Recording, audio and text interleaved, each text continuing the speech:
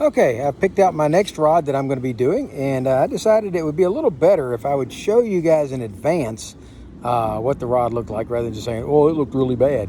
So here we go. This one isn't so bad, and I'm hoping you guys can even tell me maybe who this rod was made by, and maybe not. There's not a whole lot. The only thing I can see on it is it says "Made in the USA." So here we go.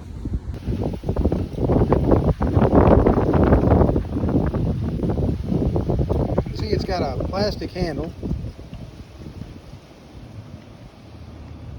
fairly inexpensive made rod.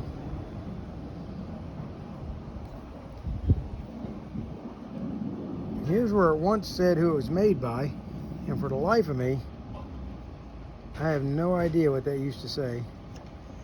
The only thing I can read on it is where it says "Made in the USA."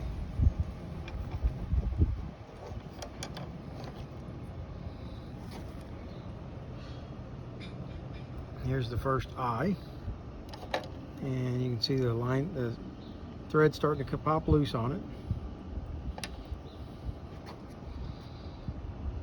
Here's the ferrule. Now this ferrule is completely jammed, stuck. I can't get it to come apart yet.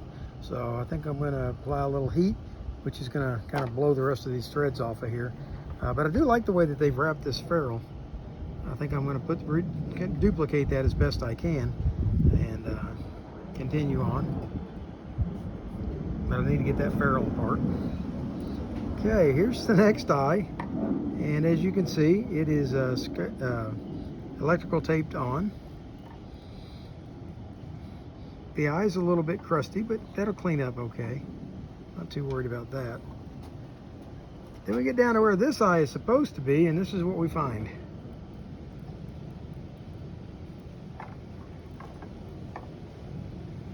Okay, and this one started to come apart a bit, but at least it's there.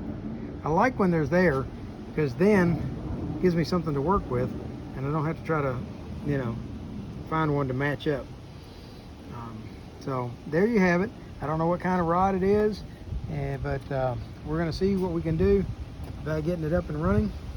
And I'm going to try to shoot a little video as we go along, just every now and then. All right? All right, I don't know how well this is going to work, but I'm going to try to apply some heat to this ferrule right here and see if I can get it to come loose.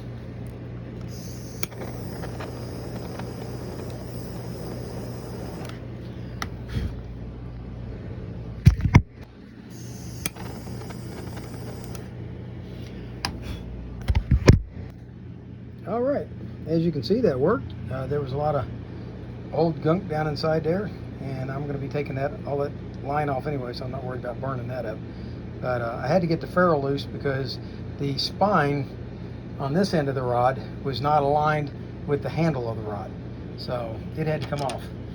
So the handle of the rod is aligned now, and we've got to align the spine for the rest of this, and I'll have to see if I can set up to video that later. But in the meantime, this has all got to be cleaned up, and I think I'm just going to Scotch Brite it a bit, see if I can get this black stuff off. And well, you can't see it because it's not focusing on it. There we go.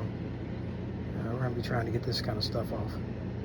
I think what that is old electrical tape glue. And we're going to take the electrical tape off. We're going to take all the eyes off and clean it up, put a new clear coat on it, and then see about rewrapping it. I got to get a new eye for it, and we'll take it from there. The last time you still saw this rod, it still had all the eyes attached and all the threads. So I've stripped the eyes off of it, cleaned up the threads. I'm not sanding all the finish off of this. I'm going to leave the old original label on there, with most of it I can. The interesting part was the white lines that they put on for the eyes actually were painted on. They didn't, they weren't put on with line, they were painted on. So I'm leaving those. The reason I'm leaving them is they make really good markers for where the new eyes go. Okay, here's where I burned off the thread off the ferrule, and the ferrule's cleaned up now. It goes together reasonably easy. I still need to take a gun brush and run it down through the inside of this one. I've cleaned the outside of this one off real nice, but Inside of this one's still a little bit corroded up inside. I need to run a gun brush through it a little bit. But this is the rod, and I'm gonna be taking it out here in just a few minutes and putting a coat of clear coat on it. And the only eye that's original to it is going to be that tip, and I still got to clean it up. The other ones, I had exact replacements for all the rest that had no rust on them. I'm going to put the other ones in some vinegar, clean the rust off of them, and they'll be ready to go back on another rod. But that's where I'm at with this. It's later in the same day, and I don't know if you can tell the difference, but the rod has now been clear coated.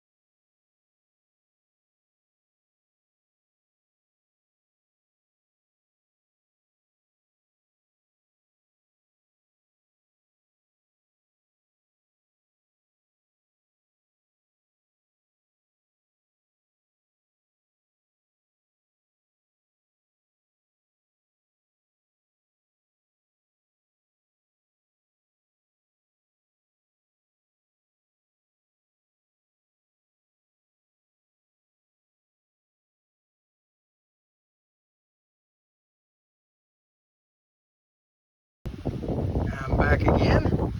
This time I have attached the eyes and done the trim work, but we still haven't applied the epoxy yet.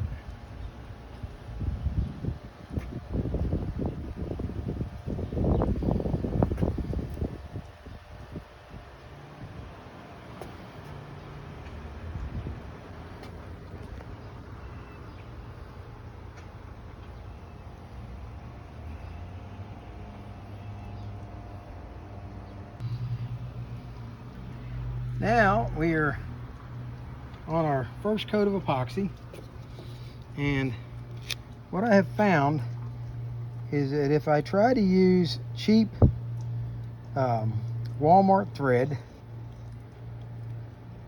I end up with this bumpy looking wrap like this, which isn't so bad because all I really have to do is go back after the first coat,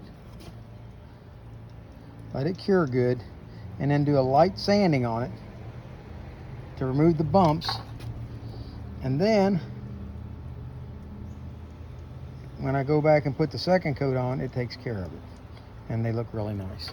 So that's what we're looking at today. We've done the first epoxy, and I'm only going to show you one of these sanded down, but that's what we're going to do. Okay, that's what it looks like when I've sanded it down. It just sands all the little bumps, which are really just little particles of thread that don't hold tight to the thread. They're little fibers sticking out, and when I epoxy it, they have a tendency to stick up through the epoxy, and it makes that lumpy appearance that you see right there. Once you sand it like this though and put another coat of epoxy, that all tends to disappear. But it does double the work, so it's not worth buying the cheap thread trying to save a buck.